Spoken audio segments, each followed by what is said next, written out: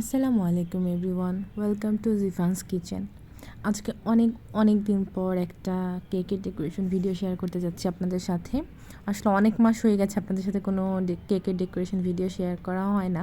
তবে এখন থেকে আবারও চেষ্টা করব রেগুলার কেকের ভিডিও আপলোড করার, যেহেতু আমি আমার কেকের যে বিজনেসটা সেটা আবারও শুরু করেছি। তো আমি এই যে কেকটা বানাচ্ছি এটা হচ্ছে চকলেট মিনি কেক। এটা মূলত এক ডিমের কেক। এটার ওয়েট হয় 1/2 পাউন্ডের থেকে বেশি, 300 গ্রামের কাছাকাছি আর কি।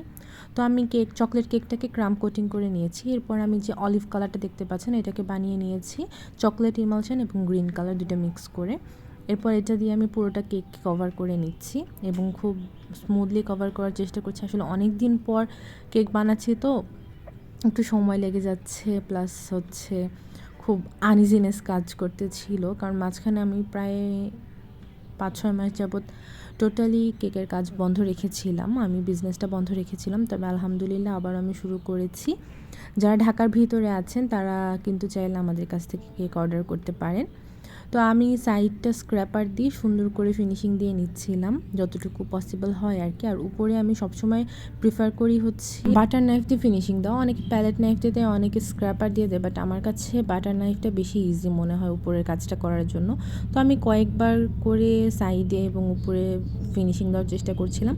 এরপর আমি উপরে চামচ দিয়ে এই স্পাইরাল শেপটা দিয়ে নিয়েছি, আর সাইডেও আমি চামচ দিয়ে একটা ডিজাইন করে নিয়েছিলাম, যেটা দেখে হয়তো বুঝতে পারছেন। এটা আমি একটু সময় কম যাতে লাগে এই জন্য আমি খুব এইভাবে তাড়াতাড়ি করে নিচ্ছিলাম কেকটা।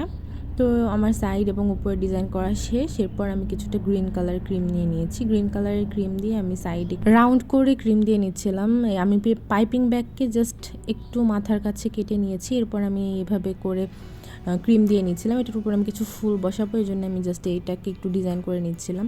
আমি ফুলগুলো হচ্ছে হোয়াইট কালার ক্রিম দিয়ে করে নিচ্ছি। ফুলগুলো করার অনেক দিন পর ফুল করছি তো আসলে এই জন্য আমি নিজেও একটু কনফিউজড ছিলাম যে হবে কি না। তো চেরি ফ্লাওয়ারগুলাই করার চেষ্টা করছিলাম আমি, তবে আলহামদুলিল্লাহ হয়েছে। আসলে কেক বানানো হচ্ছে আমার প্যাশন। তো যতই কাজের থেকে দূরে থাকি না কেন এগুলো আসলে ভোলা যায় না আর কি, যে এইভাবে কোনটা কিভাবে কাজ করতে হয় এগুলো মনে থেকেই যায়। তো আমি 2টা ফুল আপনাদের সামনে বানিয়ে দেখিয়ে দিচ্ছি, আর বাকিগুলো আমি অফ ক্যামেরায় বানিয়ে নিচ্ছি। তো আমি একটা একটা করে ফুল নিয়ে বসিয়ে দিচ্ছি। আমি নর্মালি কাঁটা চামচ দিয়ে বসিয়ে নিই, অনেকে কেচি দিয়ে বসিয়ে নেওয়া প্রেফার করে, যার যেভাবে সুবিধা হয় আর কি। বাকি ফুলগুলো আমি বসিয়ে দিয়েছিলাম, জাস্ট দুইটা করে ফুল বসাবো, যেহেতু এটা মিনি কেক, এটার মধ্যে বেশি ডিজাইন করা আসলে পসিবল না, আর দেখতে ভালোও লাগে না। এই জন্য আমি জাস্ট দুইটা করে একটু গ্যাপের মধ্যে ফুল বসিয়ে দিচ্ছিলাম, আর আমি মাঝখানের গ্যাপগুলোতে একটা একটা করে পাপড়ি বসিয়ে দিচ্ছিলাম, যাতে দেখতে আর একটু বেশি সুন্দর লাগে আর কি। এই হচ্ছে আমার ফুলের যে ডেকোরেশন সেটা কমপ্লিট। এখন আমি এর মাঝখানে দিয়ে দিচ্ছিলাম হোয়াইট সুগার পার্ল। আমার কাছে বেশি সুগার পার্ল ছিল না, আমার কাছে যা ছিল আমি তাই দিয়ে করে নিচ্ছিলাম। আর আমি উপরে যে উইশ নোটটা সেটা লিখে নিচ্ছিলাম হ্যাপি বার্থডে। তো লেখাটা তো আমার ভিডিও যারা দেখেন তারা জানেন, আমার কাছে লেখাটা মনে হয় যে যুদ্ধ করছি আমি।